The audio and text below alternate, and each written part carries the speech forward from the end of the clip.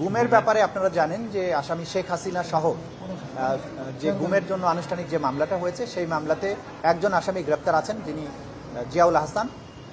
এই জিয়াউল হাসানের বিভিন্ন অপরাধের সাথে সম্পৃক্ততার প্রশ্নে আন্তর্জাতিক অপরাধ ট্রাইব্যুনালের তদন্ত সংস্থা যে সমস্ত তথ্য প্রমাণ সংগ্রহ করেছে, সেখানে দেখা যাচ্ছে যে নারায়ণগঞ্জের 7 মার্ডার কেসে যে কয়েকজন মৃত্যুদণ্ডপ্রাপ্ত আসামি আছেন, মেজর তারেক সাইদ বা lieutenant colonel Tarek Sayeed, commander Rana এবং আরেকজন মেজর আরিফ, তাদেরকে জিজ্ঞাসাবাদ করা দরকার। কারণ তারা জিয়াউল হাসানের ব্যাপারে অনেক কথা ওই মামলাতে বলেছেন এবং তারা যেহেতু র্যাপিড অ্যাকশন ব্যাটালিয়নের সেই সময়ের দায়িত্বরত অফিসার ছিলেন।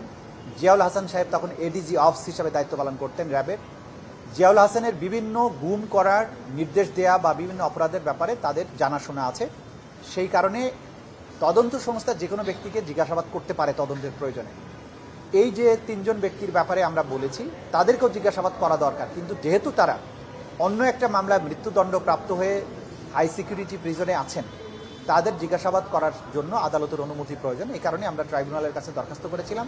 ট্রাইব্যুনাল আজকে অনুমতি দিয়েছেন যে জেলখানার ভেতরে গিয়ে আমাদের তদন্ত সংস্থা তাদের জিজ্ঞাসাবাদ করতে পারবেন এবং তাদের বক্তব্য রেকর্ড করতে পারবেন।